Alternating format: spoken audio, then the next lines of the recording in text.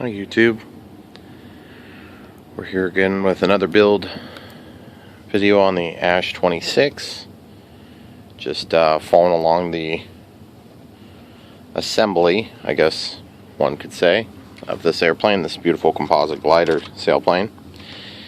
And at this point, we're just getting ready. Just got done with the landing gear, at least in a somewhat pseudo-temporary fashion. We're getting ready to get this canopy installed. And so the first thing we've got to do is just take a quick look at what the instructions recommend, which is right here. And I got to tape this landing gear shut, so we're not having to fight that in our assembly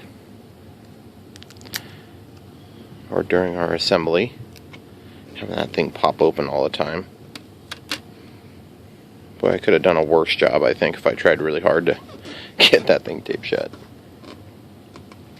Okay, so the general idea on how this is going to work is it's already been glued, and the glue is all set up. And I use this Formula 550 glue.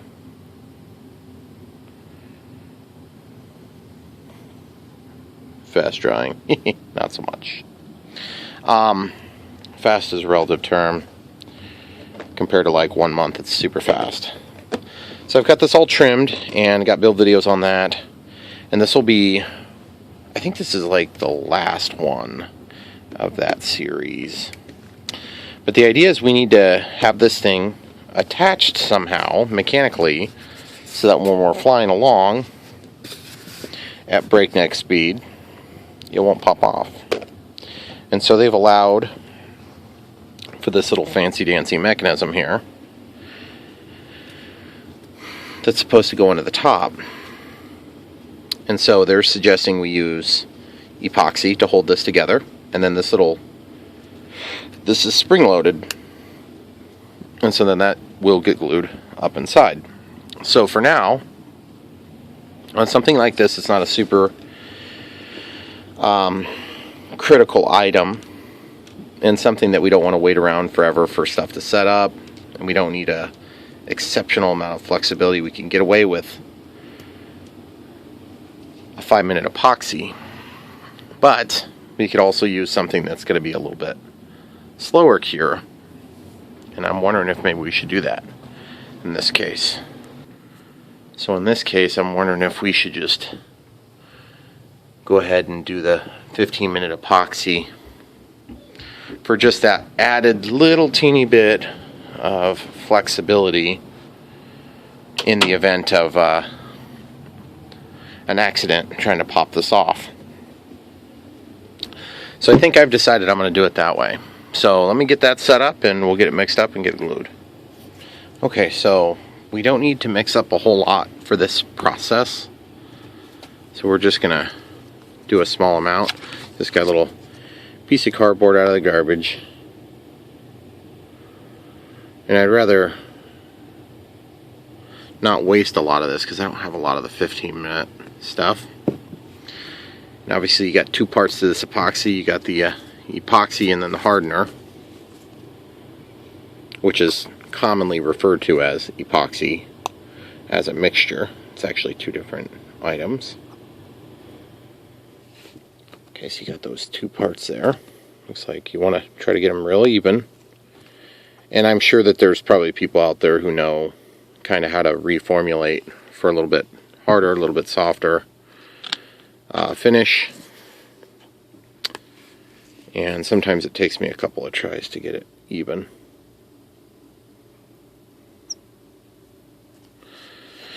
That looks about as close as I can get it to even. So we'll go ahead and get this going. And I'm taking note of the 4 minutes and 30 seconds on the video, which means I'll know I have to be done with this by 20. But you'll know, because epoxy will not, it will not infinitely work. It gets very difficult to remove from the cardboard that you're mixing it on, or the paper or whatever, and it will speak to you. So take your time and mix it. make sure you mix the stuff that's on the mixing stick. I'm using a bamboo skewer here. And I'm going to grab a piece of wax paper to set that on. Actually, you know what would work just as good? A piece of tape. Because I don't want to go get that. So I'm just going to make a little area here, leaving a tail. So it'll be super easy to get this pulled off of the tape. Simple, easy does it. Okay, so now we'll be able to get that picked up. Okay, so we have to glue. Now this piece is kind of like a pressure fit. Okay, but it can be pulled out, right, to different depths. And I think for now, they're actually not recommending that I put any epoxy on that shaft. And that might work out real sharp, because then if I need to make a fine-tune adjustment, once I get everything assembled, I can bring it out a little bit further to actually bite into these pieces. And those pieces are going to be mounted on the inside of the rear of the canopy, so that it can then receive this shaft. So you can kind of see how that's going to work out. Okay, so we've given that epoxy plenty of time to work. So now I'm just going to pull this piece off here. We'll just go ahead and dab a little bit of this 15-minute epoxy in there. This is kind of an exhaustive video series. I know you guys watching this at home already know that. But I know a lot of you guys know how to mix epoxy, and some of you probably don't. And if you're watching a build video on this particular plane, just simply out of curiosity, that's cool. But if you're expecting to build this plane as a beginner plane, probably not the best beginner plane. The composite planes are a lot less forgiving. They're great planes, but they're way more complicated to build than just like a foamy, or even really like a balsa wood kit would be kind of in the same realm. Okay, so we got plenty of epoxy there, and obviously these gloves have been used. I reused my gloves, just like the good doctors. That was a hilarious joke, people.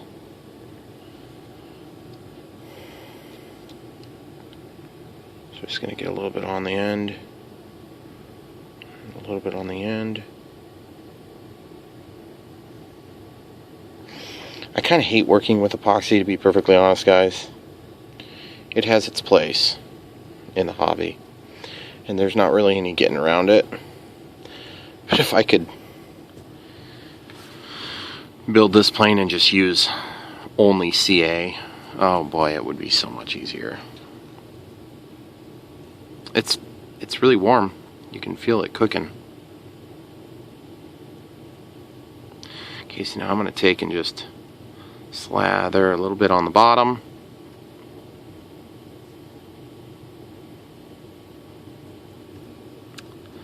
Pick a little bit of this stuff up here, keeping it away from that center area where the shaft is. And keep in mind, guys, when you mix up epoxy, there'll be some waste, so just plan on it. But you definitely don't want it to be weak, you know. You need to get it on there. It's heavy, but you don't want to be shortchanging it. The other good quality about epoxy that I've learned is that it does fill gaps nicely. Okay, so this piece of tape here that's stuck down will give us somewhere to lay that. Okay, so then as the epoxy drips down, you'll have a little puddle. And here in a couple minutes, I'll probably lift that. Now we'll just leave that there together to sit together. Now you'll also notice on this drawing, they show these wood blocks. Now, I don't have those particular wood blocks, and I honestly don't know if that's going to be an issue or not. But it looks like there's this recess on the frame itself. I think they may have had a couple of different designs for this particular plane. And you can see mine are shaped a little bit different than the ones in the drawing. These ones are short and mine are tall. So I think that might have been just a minor deviation in models. And for whatever reason the instructions weren't exactly the same. So now right here you see how it shows that being able to move back and forth. And then they show these plastic things that look like this. They're made of ABS plastic according to the drawings. And they line up just like this. And then they're going to make a pocket to then receive the shaft off of there. Now this pocket is elongated slightly. I don't know if that's just to leave play or if you're supposed to do it at an angle, because if you look on the bottom of this canopy, which I want to find something to set this on,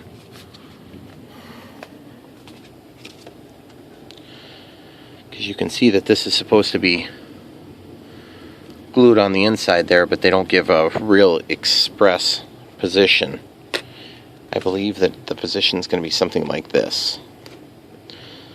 So, and then that's going to receive the pin that shoots out there. I'm hoping here in a minute or two we can go ahead and get that potentially stuck into the airframe. I would really like to epoxy this together, but I think we're premature on that, because we're going to have to know exactly where this is going to pin in. Okay, so this is holding together decent enough to where I can kind of handle it a little bit. Now, is it done? No, but it's good enough to hold. Okay.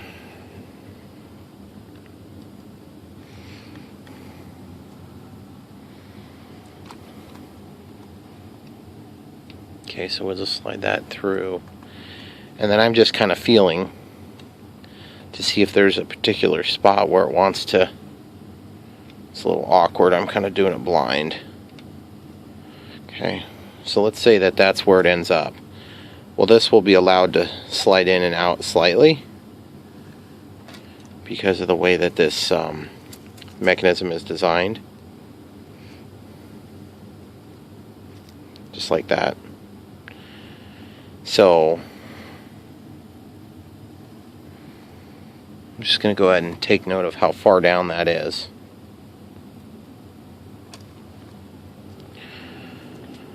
I almost wonder if I should just epoxy the thing in there and be done with it.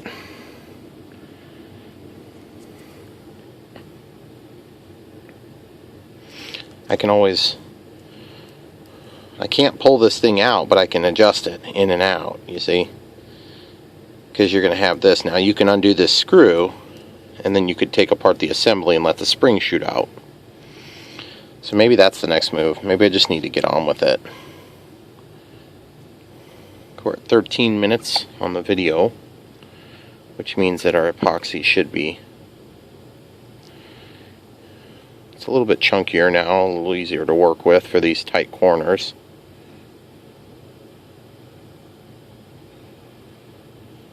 So I'm just going to work it like that.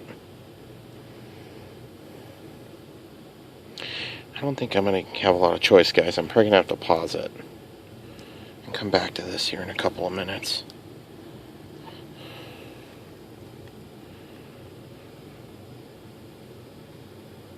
Okay.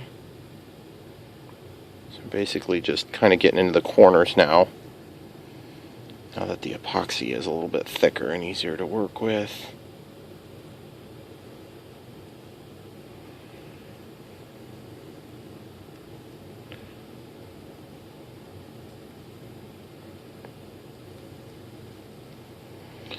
Those strings are kind of messy.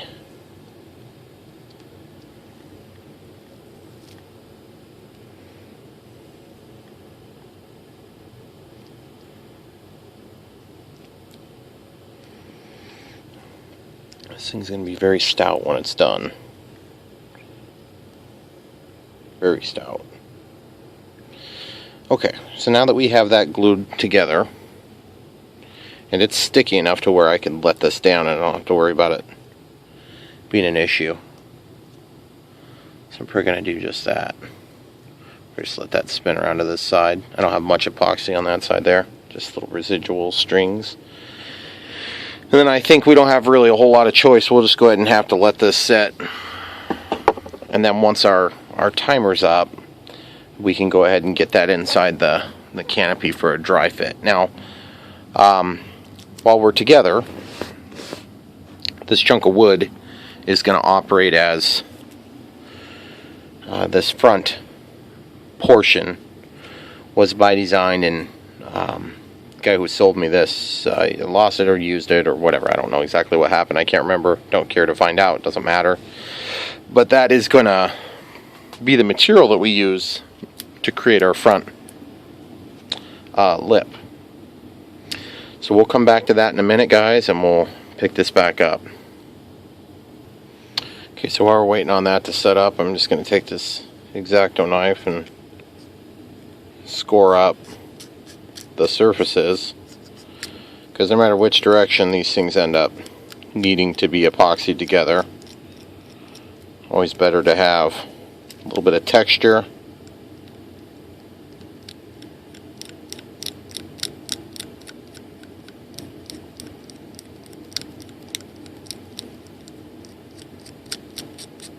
I usually try to go like some sort of a crosshatch pattern, but you could just do something as simple as sandpaper.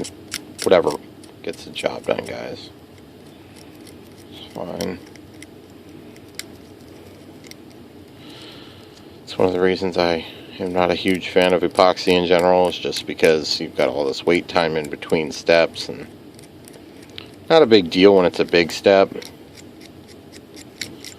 But like this is such a little step.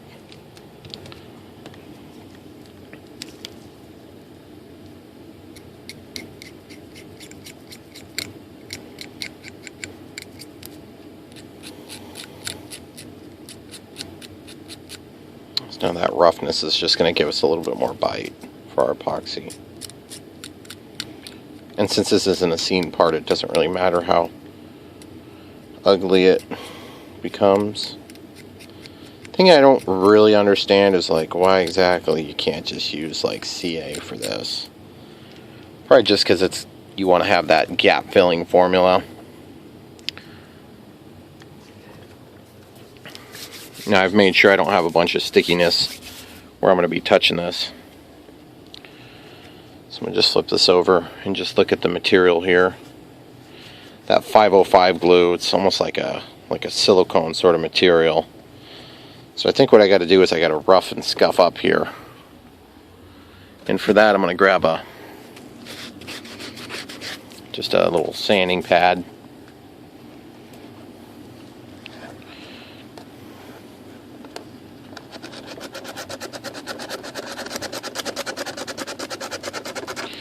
Like I said, I'm not 100% sure exactly where that's going to end up mating up with the plastic. So I'm just going to get a little bit of rough and scuff here.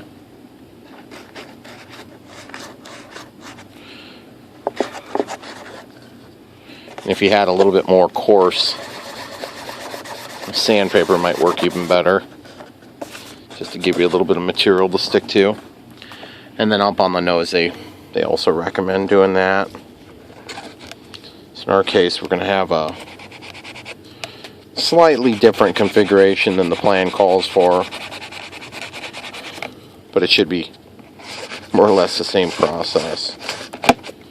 Okay, so you can see we've got a little bit of a crosshatch pattern. I'm going to take this and just cut a little deeper where I really expect. Okay, that's nice and rough. Okay, just be careful on this because it's pretty thin.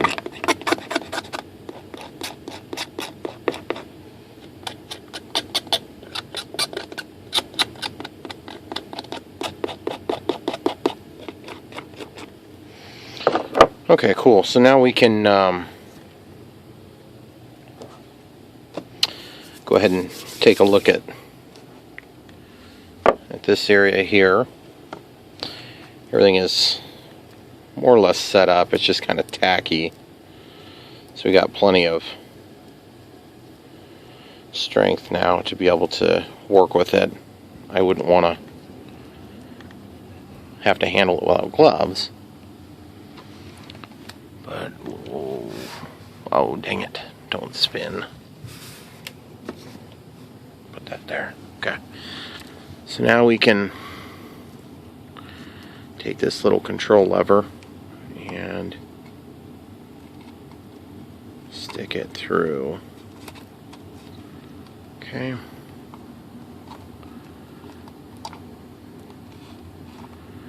And then we just need to kind of more or less figure out where we want that to line up.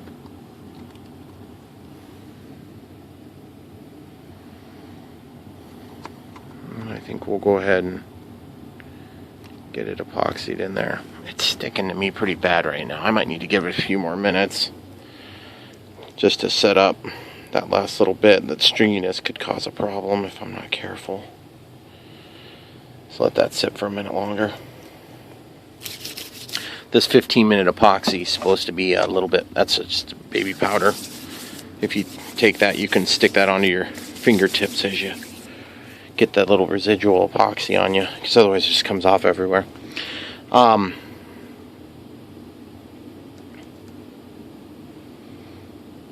think the next step is going to be to get it epoxied onto the ceiling there. I'm just a little bit nervous about the timing. I go ahead and I'll just mix up a little bit more epoxy.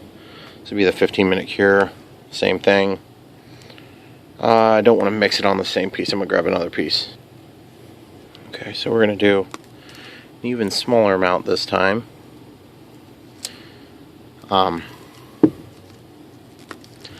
This is just going to be enough to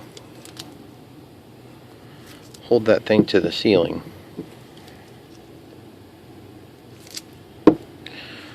Okay, so we can use the same mixing stick. That should be totally fine.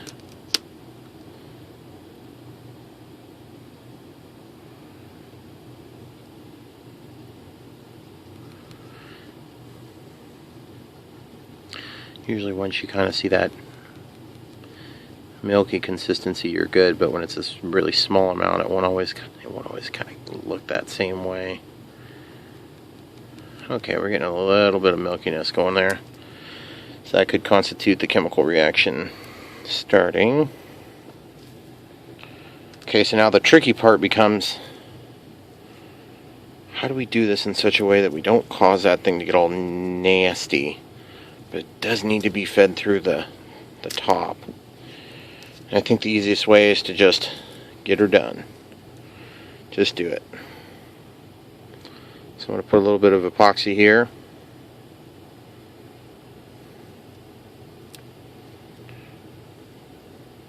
Right on the top of the rib. I'm going to run it down the sides. We didn't mix up all that much, so we won't have a lot of extra. We can always add a little bit later, of course. Okay, so we'll just scrape off this excess on the top of both of those ribs. Just set down the mixing stick.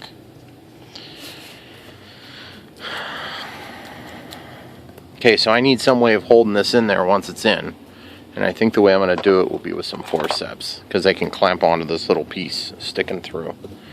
So I'm just going to work this thing into a situation where the epoxy is going to be running downhill. And so here in a minute when we're done, we'll actually go ahead and resituate this quite a bit so that the whole plane's upside down. Okay. So I got hold of it with my ring finger there so it doesn't spin into the epoxy. And then I just fed that through. Okay, now obviously you want to have this in its position so that it's toward the front of the hole. And you want it to be centered so that as you move it back, it'll get out of the way. Okay? So I'm just going to hold it here for just a minute and just see if I have any issues with the way it looks, feels, or operates. And I'm just trying to kind of get that centered.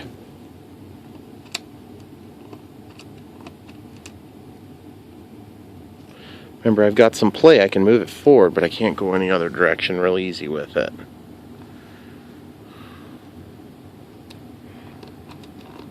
Okay, so I think we're going to have enough movement there. Ooh, I noticed something might not be quite right. Those are wanting to pull apart a little bit. That's no good.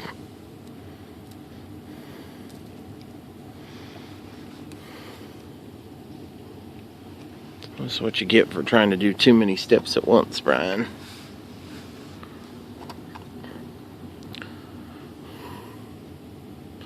Okay, so I basically have that where it needs to be. Now I'm going to get my forceps out and I'm going to clamp my forceps on. One click. And that's just going to hold this in place. Okay, now I can take my fingers out. Obviously that's falling down, so now I got to probably mix up a little bit more mixture here.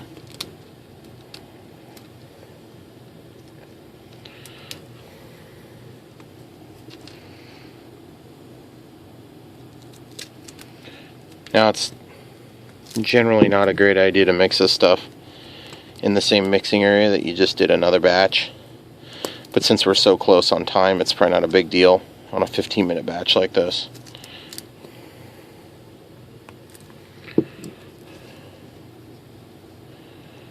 Okay, because it's only been a minute or two.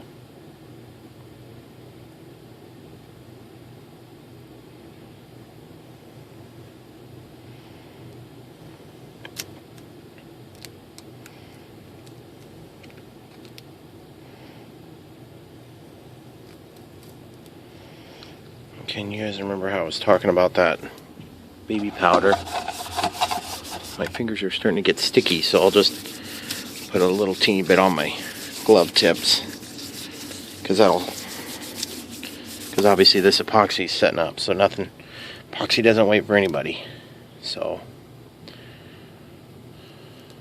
just get a little bit of that stuff on the fingertips and should resolve that. Okay, so now we're going to actually let that set and work a little bit while we go ahead and reposition this plane. Okay, so as you can see, that thing is just, I mean, it's more or less going to go where it needs to go. I think I might go ahead and grab a different pair of forceps or a clamp, like one of these clamps, these simple things.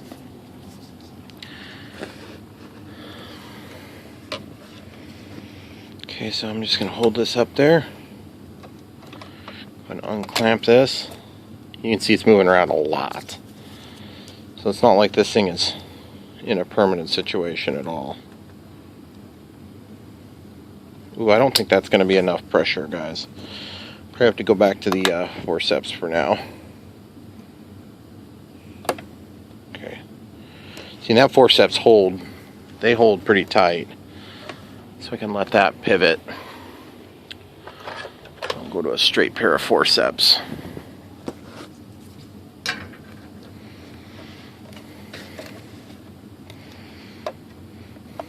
Okay, so we're going to unclamp this.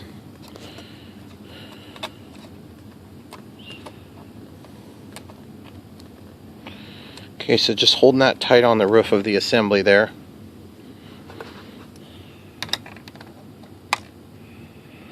I'm going to grab this so it's tight. Okay. Then I'm very reluctantly going to take a piece of tape. I'll fold over a nice big tail. I'm going to take and hold this down. I hate doing that, guys. It scares me. Could damage the finish. I'll put a tail on this side too. So there's very little chance of that staying. Okay. So now I can go ahead and reposition that so that it's tight where it needs to be. Now I need to get my epoxy that I just mixed up and get it over here.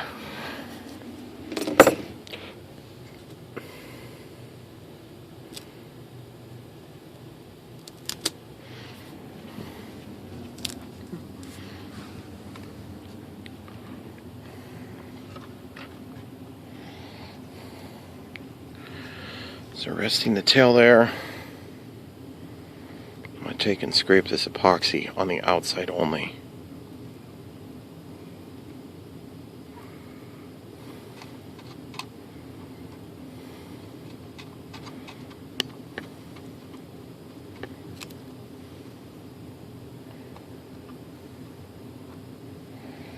Okay, so I'm just going to let that sit back down.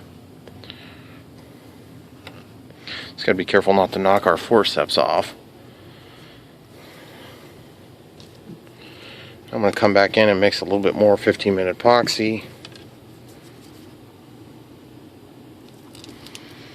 Quite a bit more this time, because I've got it in the position I want it now.